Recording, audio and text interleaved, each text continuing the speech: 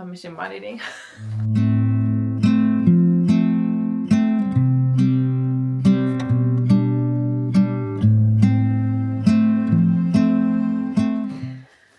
Hello, and welcome to the Rustic Knits Podcast. Episode 7, maybe. I'm Sanni, better known as Sanni Pauliina in the knitting world, and I'm a full-time knitwear designer from a small town in Finland.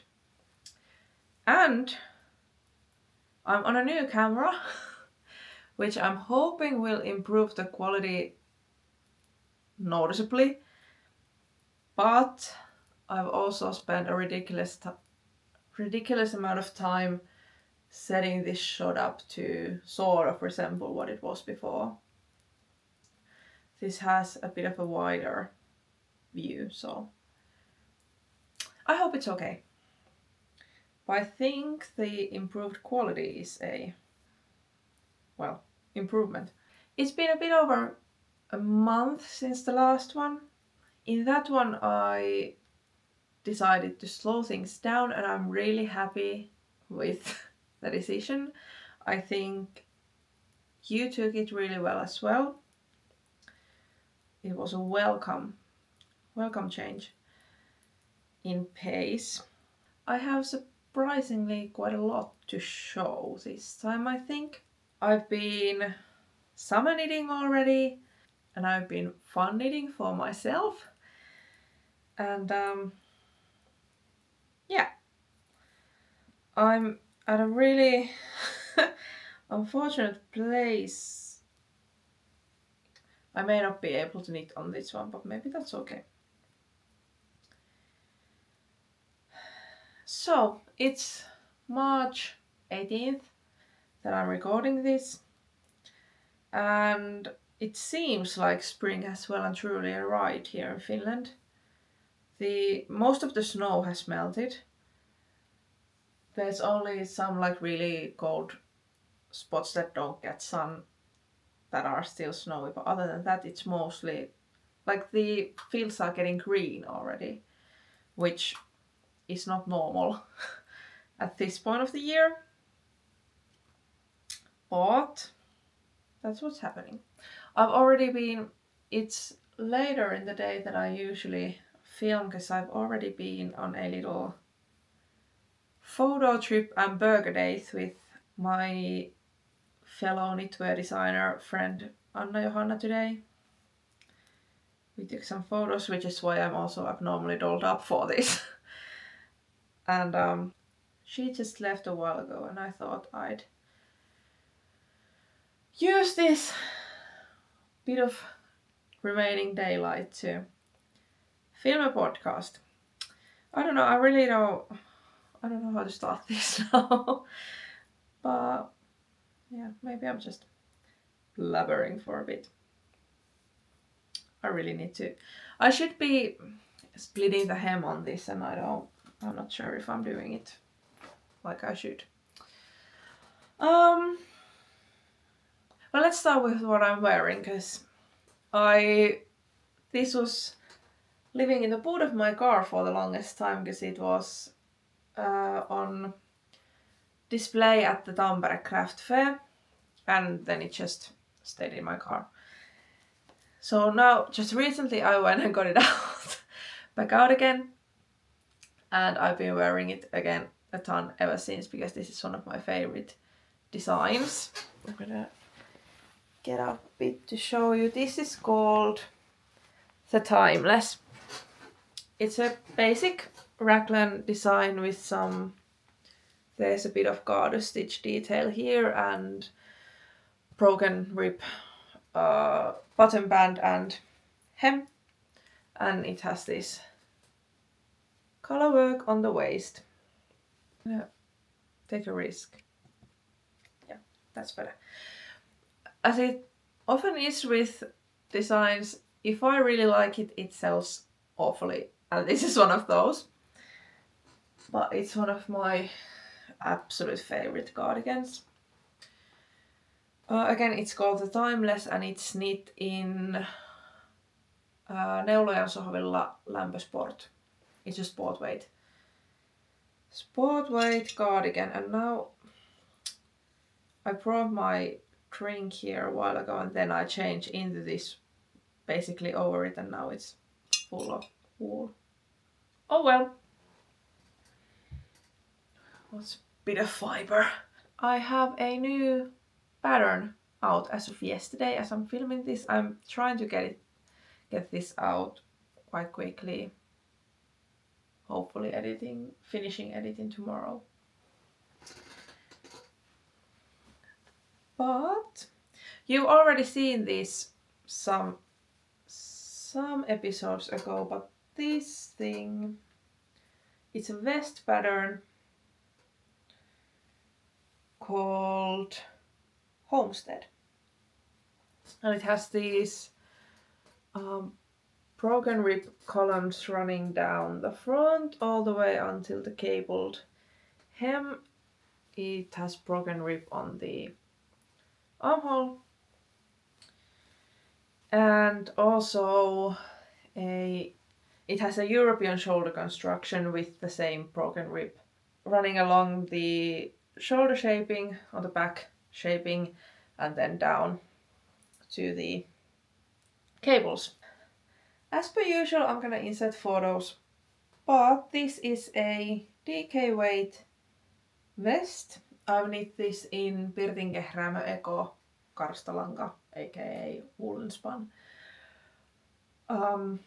which is I think 70% new Finnish wool and 30% wool recycled in Finland, so it has this lovely kind of tweedy look to it. I don't think this is available right now, but Jalovilla Räsy and Vuona also has a recycled yarn that would be basically the same thing as this. This is the vest. It's a lovely boxy style with quite open armholes for easy layering. I wanted a really relaxed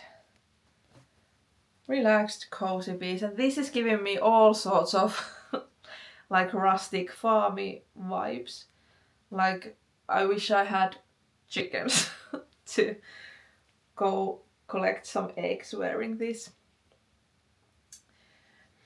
I really like the crisscrossy cable motif, and this is what rustic knits mean to me. This is the embodiment of rustic knits, with all the little textured details and stuff. But yeah, this is Homestead, and Homestead is 10% off until the end of 24th Helsinki time, using code Homestead, all caps, on Ravelry. Fun fact, I started this vest twice. I actually probably have the original back piece in the closet there, but I'm not gonna go rummage through there. But I started with the back panel that you are increasing, and you can probably see that it has this garter column, stockinette, garter, and stockinette. And originally I had garter at the very edge. That just didn't look right when I picked up the stitches and continued in a different direction. It just all kind of blended together, and I really wanted this crisp detail there. So I took the needles off and cast it on for a second one, just in case that this one was gonna be worse. So I wouldn't have ripped out the original one that would have been maybe in fact working. But yeah, this one turned out really nicely. I'm noticing that now that I have this new camera, I don't have the mirror set up anymore, but it has a screen where I can see myself, and I keep looking at it instead of the camera, so I'm sorry. Sorry for that. I'm trying to look at you instead of myself. But yeah, that is Homestead. It comes in 12 sizes with recommended ease of 22 centimeters, or is that 9 inches pretty much? Thereabout.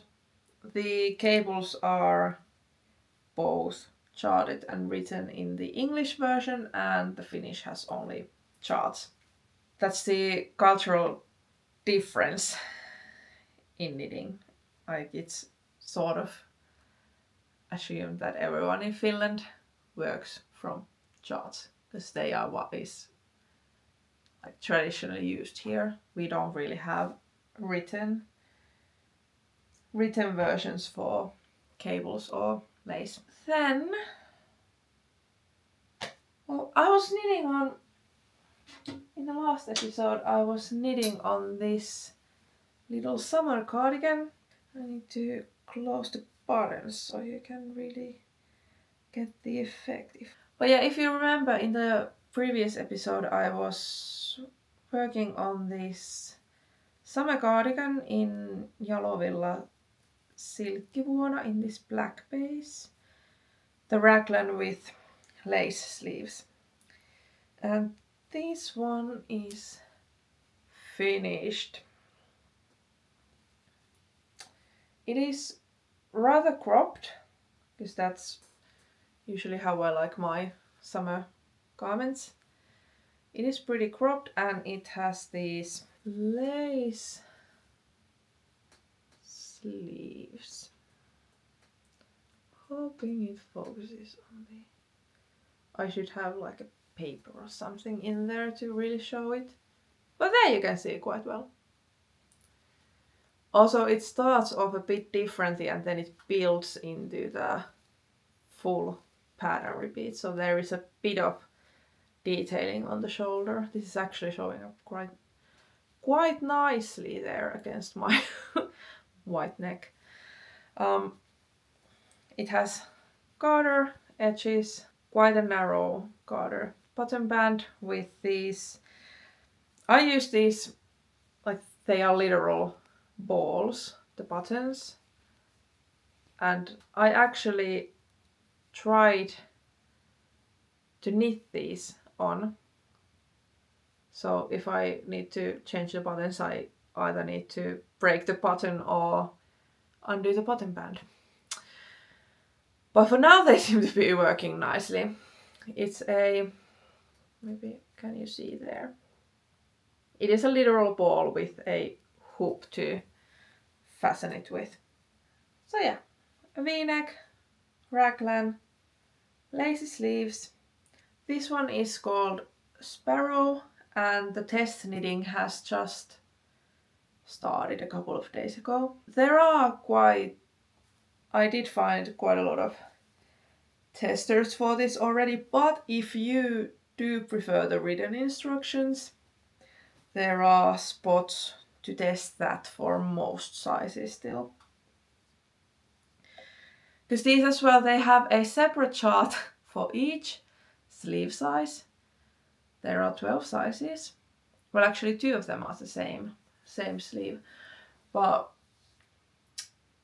so there's 11 different sleeve charts with written instructions for all of them.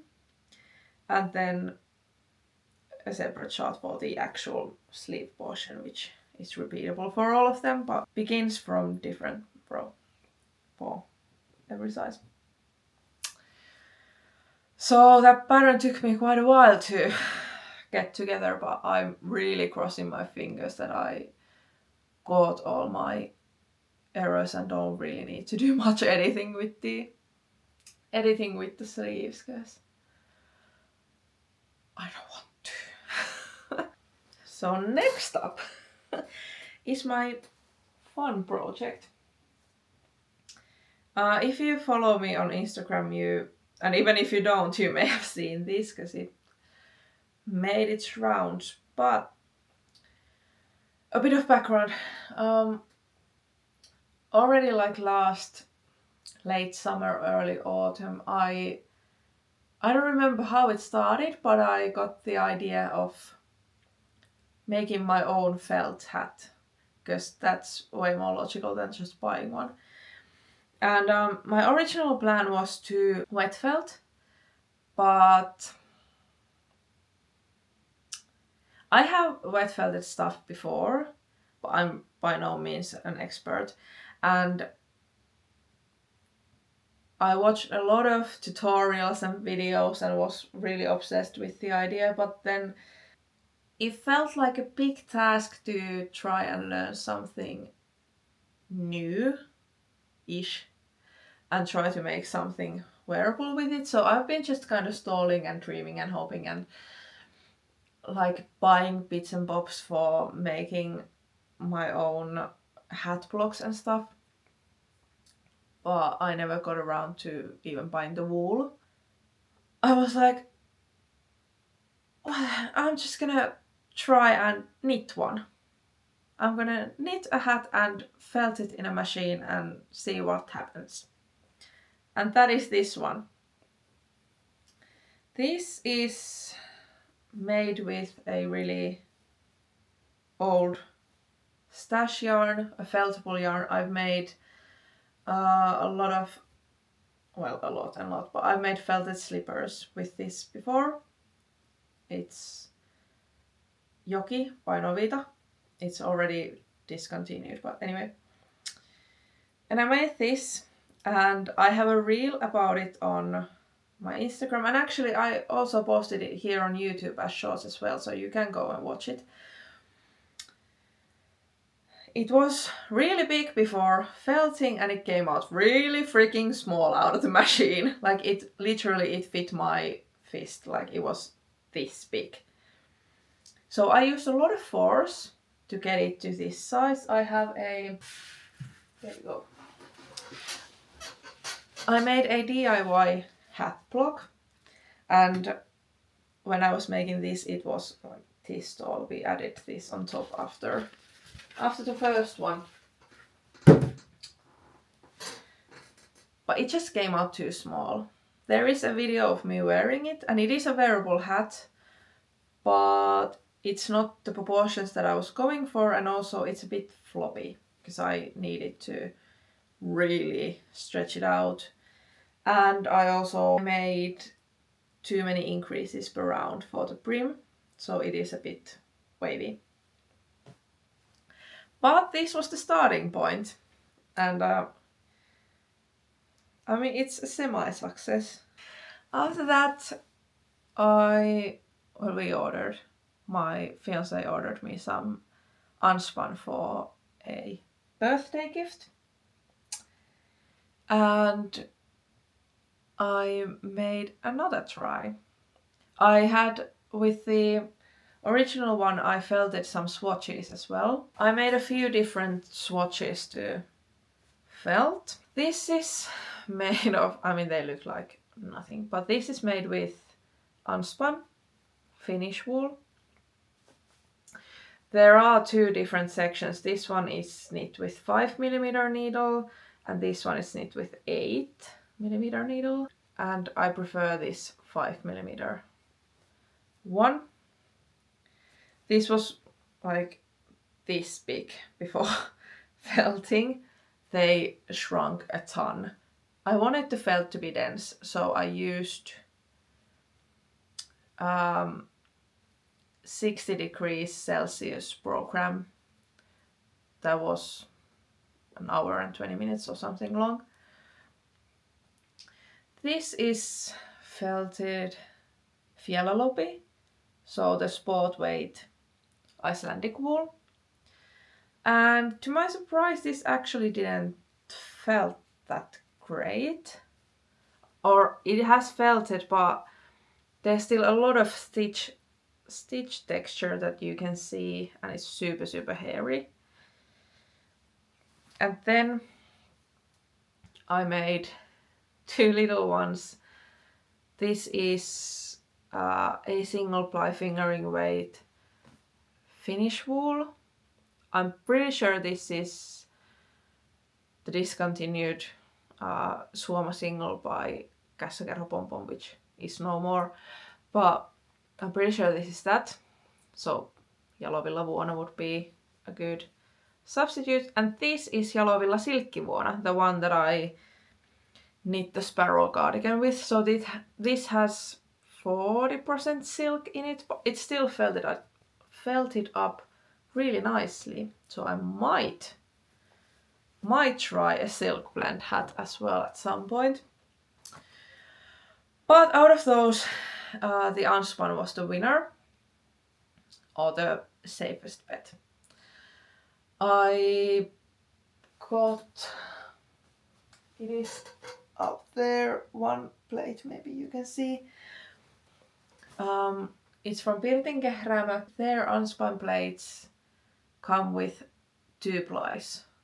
Like it's 2 plies running parallel to each other.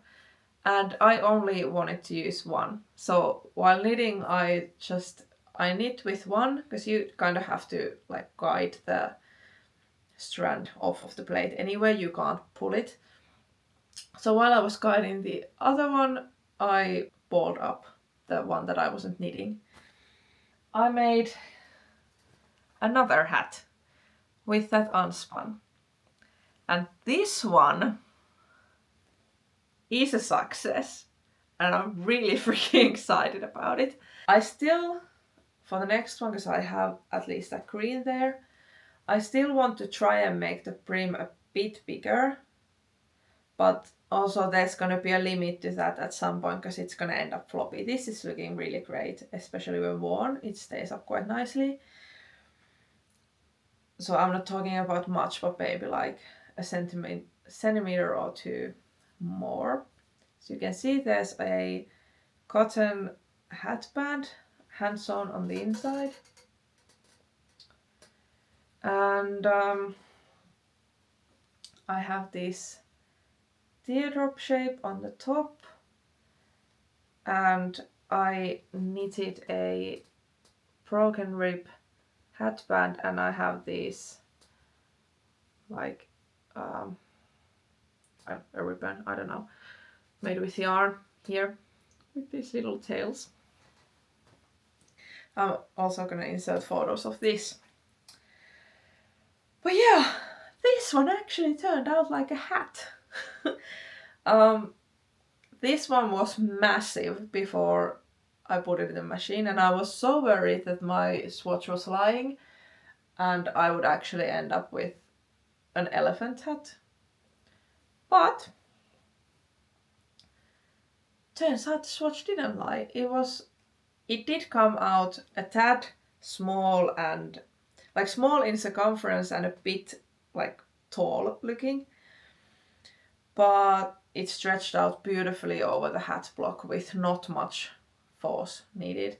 How I stretched these was, I took them out of the machine, did not let them dry in between, and I dunked them in super hot water. In my apartment you can get water hot enough to like burn yourself basically from the taps. Like you can't keep your hand in there for more than a couple of seconds or it's gonna hurt. So I used that temperature of water to relax the felt, soak it in there for a bit, and then stretch it out all the way over the hat block. And then once it was almost dry, I took it up and made this teardrop shaping for the top and pinned it in place from the indent here, and used steam from a kettle to maybe secure it a bit. I mean, it's not super secure, this structure, but it kind of pops back in if you mess with it. Also, this one came out as they do. It was super furry and hairy and fuzzy looking. So I used hair clippers to actually shame the felt, get the excess fur and wool off, and it looks much neater this way. So yeah, with the slightly shorter brim, this is a more of a outdoorsy style rather than a super, I mean I have a bun in there, but rather than a super like feminine style, but it's still pretty cool. And I am gonna try to make the brim a bit bigger on the next one. But I'm super excited about these projects. I got a couple of questions about a pattern. I'm a bit iffy about it. This wasn't intended to become a pattern. This was supposed to be a fun project just for me, like a creative thing that I wanted to do and play with. The pattern wouldn't be that difficult to write up, but there's a lot of felting is the way you manipulate it after the fact. So it definitely doesn't come out looking like this. There's a lot of other work that goes into it than just how it's knit. So I'm a tad apprehensive about it. I mean, I can tell you what I did and how I did it, but I can't really hold your hand through it and make sure that you get a fitting hat. All machines work differently. So yeah, I could make it into a pattern, but there's a lot of kind of responsibility on the knitter to make it actually work. But if you might be interested, let me know if that would be an issue. Because like for me, a big part of the success is the fact that I made a hat block. You can buy these. I know that there's, at least in United States, there's an actual company that does like plastic ones with all different shapes, and I would love to have something like that, but they might have shipped into Finland, but it would be really expensive. So this is just, it's a styrofoam. These are sold to be used as a practice thing for cake decorating. So it's a kind of like it was 10 centimeters tall, kind of like a plate. And I cut that into the appropriate shape and size for my head circumference. And then the original one was a lot shorter, as you can see. So my dad, who's a builder, helped me with some polyurethane for the top to make it taller, and then I shaped that. And then I have this, it's all wrapped in plastic, cling film, so that it's more water resistant and durable. And there's a bit of newspaper in there to kind of blend in the transition between the two materials. So, I mean, you could use some bowls or something, but they would be rounder than your head. But yeah, if you would be interested in making one of these, would it be a problem that it would either require you to make some DIYing or buy some supplies, or would you be happy with, like, I'm providing you the instructions to knit it and felt it and shape it, but I can't really, like, it's kind of up to you to make it work. But I'm not like rushing to make a pattern out of this, even though it has like delighted many other people other than myself as well, but it was just a happy project for me, so I'm not rushing to turn this into work, you know.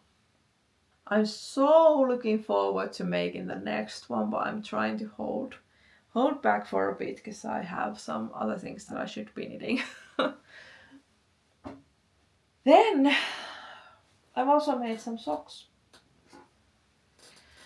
You may or may not, if you watch the stash enhancement episode special thingy before Christmas, I showed these yarns on that. I've already worn these, so they are looking pretty okay.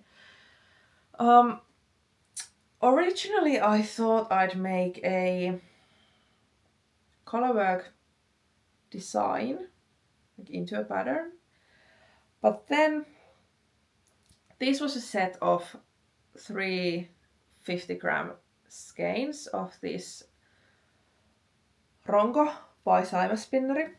This is a plastic-free sock yarn, and each skein had 150 meters, even though this is a fingering weight yarn, but it is quite tightly spun.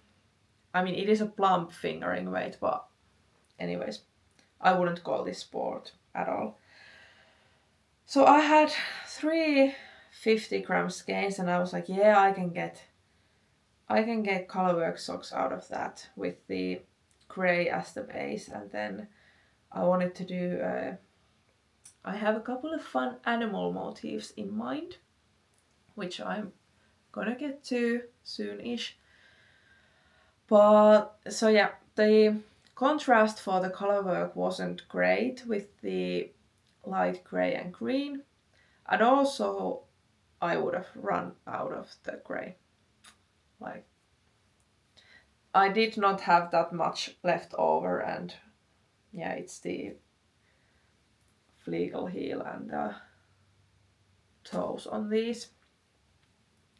I can probably get another shorty pair out of the leftovers, but yeah, I wouldn't have gotten the socks that I had in mind.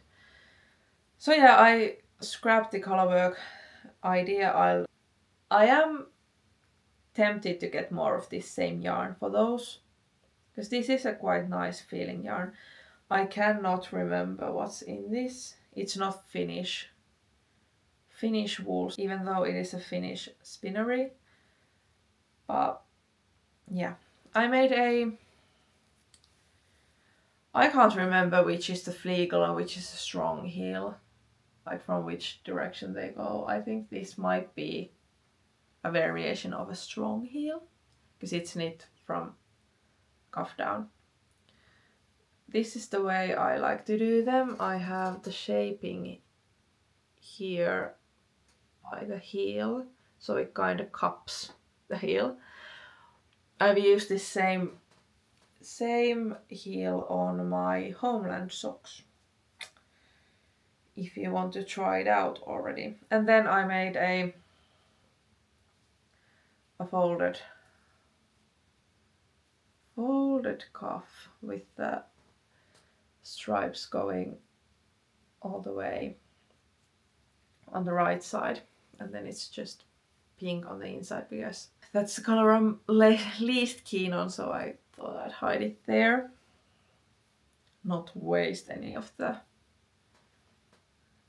prettier colors to me. But yeah, and also I have these, they have this one contrast stripe, and they are on the opposing ends of the stripe sequence on the different socks. That's just a fun little detail I threw in there. That is all the FOs. So what do I have on my needles? I showed the yarns for this. We unboxed the yarns for this in the previous one. This has been quite a labor of love. It's been taking me a while, but that's really okay sometimes. While I've been working on this, I'm gonna chat a bit before I show you. It has a contiguous setting sleeve saddle shoulder construction, and there is quite a bit happening at the very beginning of this design. And it's also on a really, well, not really, but it is on a tight gauge for a sweater. It's light fingering weight, and it has lace and cables, so it needed to be the fabric needed to be fairly dense for it all to show up. it got me thinking, like, is anyone else gonna want to make this? Because I feel like knitting has become, I don't want to say basic, but kind of basic. Like, people want to make simple things fast, is what it seems to me recently. Obviously, not everyone. And there are gorgeous color work and lace things and stuff still. But there is a lot of like super basic things that you can just whip up quickly. And knitting doesn't have to always be quick. It is meant to be a slow craft and a slow way to live and make your clothes.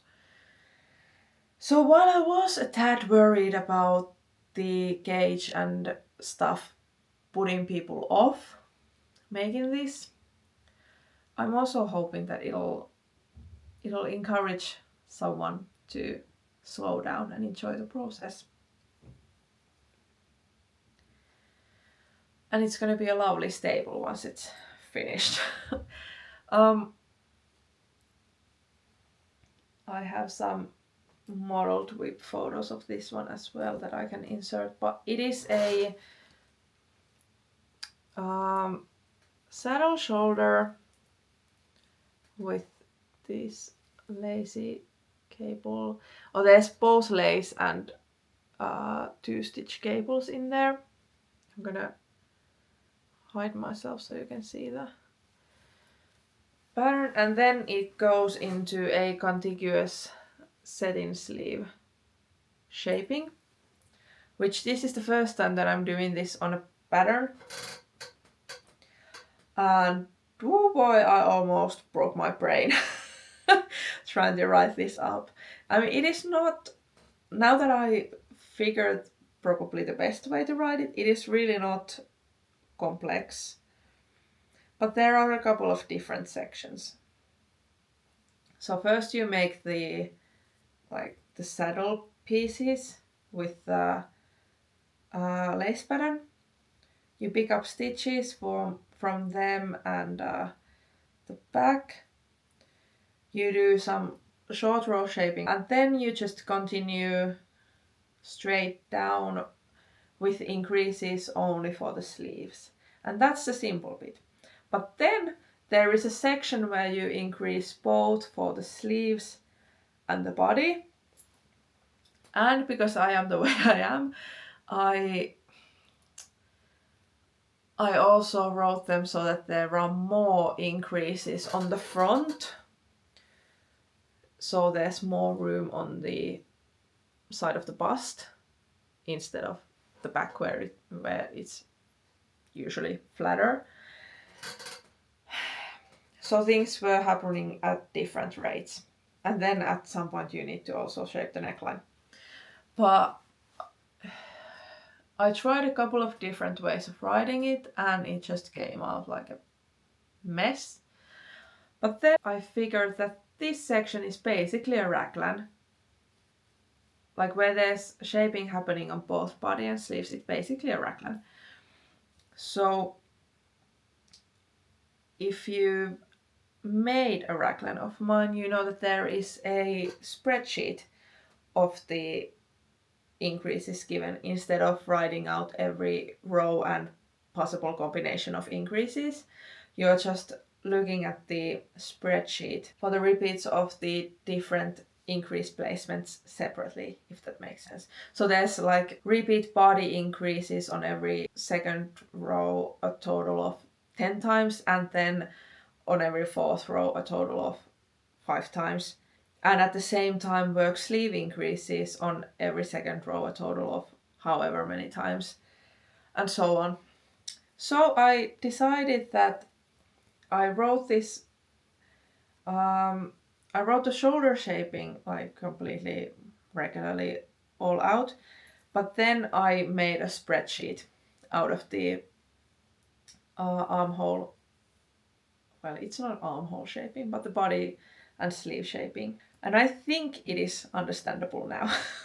I hope. This half is blocked. This is not. I finished this sleeve yesterday. It took me ridiculously long to make the second sleeve. But now I'm on the hem. And also, this is eating up a surprising amount of yarn. Probably because of the dense gauge. So this is all I have left. This is about 25 grams. So I am in the middle of splitting the hem. Because I did a poll on Instagram on whether I should do a split hem in garter stitch. The neckline edging is done in garter. Or a regular hem in twisted rib, which I have on the sleeve cuffs. And the garter split hem won, which I was sort of hoping it would. So I want to try it out.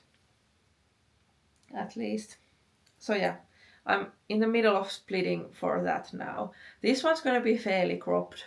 Like it's probably gonna hit me at like my high hip.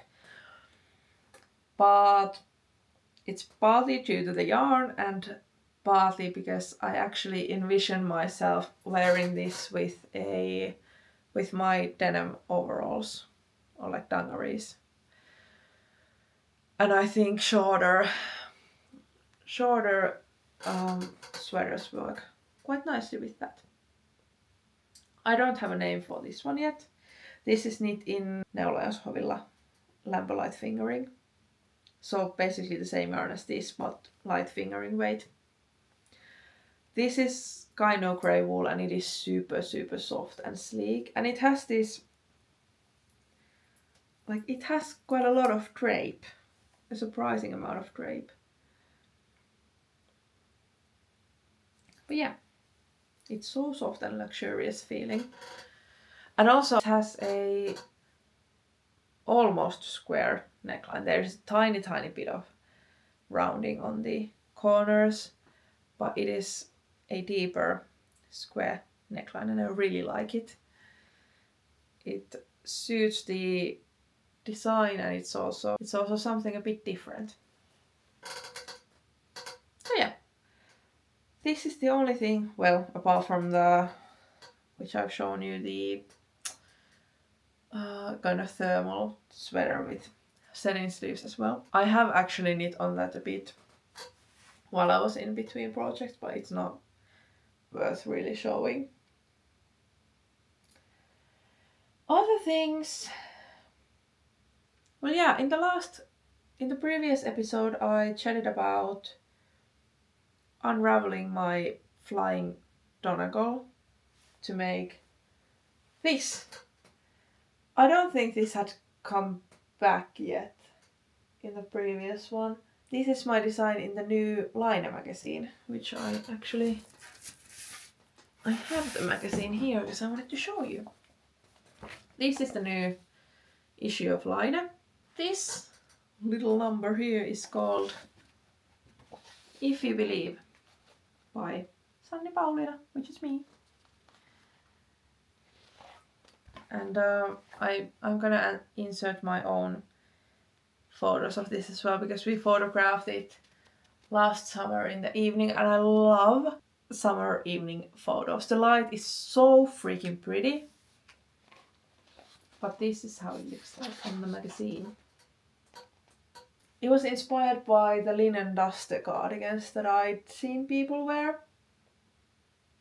So a boxy style with wide sleeves. And I originally I proposed the idea with like 3/4 length sleeves and a longer body, but Laine preferred it with a shorter body and long sleeves. So that's what this sample has. And there are also there's these cable-like details flowing on the sides. A bit of a different placement for motifs there. And it's open. So yeah, that's my If You Believe sample. If you know me, you know that is quite light in color for me. Even my mom, who's always she has said multiple times that it would maybe be more business savvy to use lighter colors, which are easier to see and maybe relate to. But even when she saw the photos of me wearing that, she was like, "Oh, that's quite light." I was like, "Yeah, I know." So I have unraveled my Flying Donegal, and I've got these black tweed yarns that are now gonna turn into If You Believe. And I'm gonna make my original plan with a longer body and shorter sleeves. And I am going to be casting this on after I finish the hem on the summer sweater. And I was wondering if you'd like to join me. Should we make a super laid back little knit along with no pressure and maybe some pattern prices? Would you be interested in that? I'm not gonna force anyone to join, but if there are people who were already thinking that they might like to cast that one on, I would be happy to knit it with you. It's gonna be quite fun to knit my own pattern from a magazine, because I'm hearing some weird noises from outside. I've made the sample last June or July, June maybe, I think. So it's been very nearly a year soon. So I definitely don't remember what's happening in the pattern. So I hope I've written it well. Oh, there's someone is breaking ice. That's what the noise was. We still have some icy spots on the driveway there. Someone was breaking it with a shovel. Actually, fun fact which isn't fun at all. I digress into life things now. But I actually had to call the cops yesterday because my fiance came here and I was wondering, like, what are you looking at? And there were some men like looking into our cars parked on the yard there, and their car didn't have a license plate. So yeah, I called the cops to let them know that there's some shady things happening. Also, in life news, if you remember, I think it was the very first podcast episode where I was really excited about going to get my car. Yeah, well, because my previous one had failed its inspection, and wasn't legal to drive anymore because of the exhaust fumes. And I was really excited about going to get a car because I had been carless at that point for a month, and I live in a place where you actually do need a car. So this car had its inspection actually exactly a month ago and failed. Failed with many, many more issues that my previous car ever did. But in good news, these issues were more easy to fix than the one that my previous one had. But we've been fixing it for quite a while now because I brought it into the car repair shop with the papers from the inspection, which list all the things that need to be fixed. And I said that go ahead, fix all of these, except for one thing that we did ourselves. And one of the major things is that there was an oil leak, which they did not fix. they said it was just a filter. Change the oils, spray some brake cleaner, get it inspected. Bob's your uncle. Well, nope. It was not the filter. I really do not have the knowledge of car words in English to explain to you what the issue is, but it was not just the filter. There needs to be like the exhaust needs to be either cut or removed, and you need to go under there and swap some seals and stuff, which is a bit of a pain in the butt, and also because it wasn't fixed when it was supposed to be fixed. I've now missed the window of re-inspecting it with a smaller amount of money. The whole thing needs to be done again instead of just the things that they noted, which the time frame for that is a month. That month is today, and the car is gonna go back to to get repaired actually tomorrow. So that is fun. It's really not fun. It's really not fun, and I'm really, really hoping that there are no more surprises with it. Because other than that, everything else, I mean, there were a lot of things, but they were all kind of smallish things that would grow up at some point anyway. They just happen to be at once. So that's okay. But yeah, I really hope the oil thing isn't a bigger issue than just fixing the seals now. Fingers crossed. I'm trying to think if there was something else that I wanted to update you on. I've shared the Homestead release. Again, code Homestead, all caps, will get you 10% off of the best. Some knits are happening. That big long coat cardigan thingy is coming in April soon.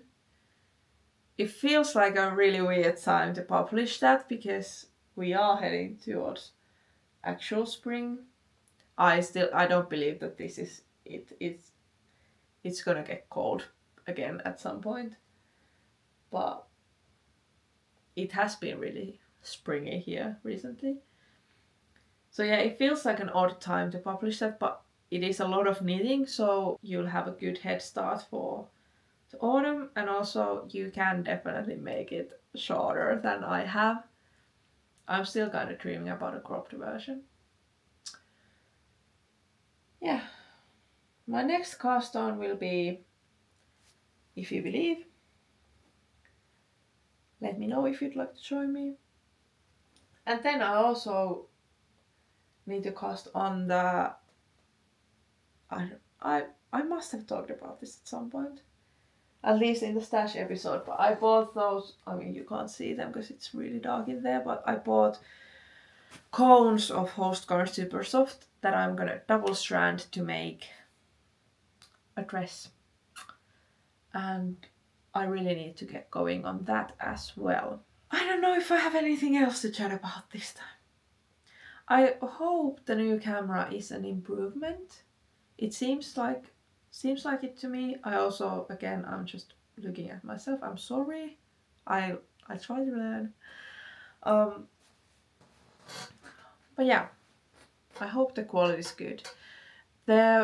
It does come with a microphone, but in my little tests it seemed like I liked the sound better without it in this setting. But I'm also dreaming that when the spring actually comes, I might go back home and film an episode in my hammock outside, and there the mic will come in handy. But yeah, I think that's all I wanted to update you on right now, and because I can't knit that thing while I'm chatting, I need to actually pay a bit of mind to it to get the split hem going. I might just cut this off here and get to knitting that. Fingers crossed for the car thing tomorrow. I'm really hoping it goes well, because Well, I don't want to complain, but it's been a bit expensive. Bit more expensive than I wanted it to be. Hoped it would be. But yeah. It's okay. I'll survive. I hope the car survives, because I'm not gonna go car shopping again. I'm gonna cast on this, I'm gonna cast on that dress, and I'm gonna try and hold on with casting on the new hat, but I kinda want to get going on that as well. I'll try to be good. I'll try to get some more useful knitting out the way first. But you really should cast on a happy project with no expectations of it working out, because it's really fun, and that sort of creativity is really needed. But now my battery is on red, so I think that has to be it. Thank you for watching. Please leave a comment down below about the hat thing if you are interested, and the cardigan thing if you'd like to join me, and whatever else I may have asked, because I don't remember anymore. Stay safe and happy knitting. Bye bye.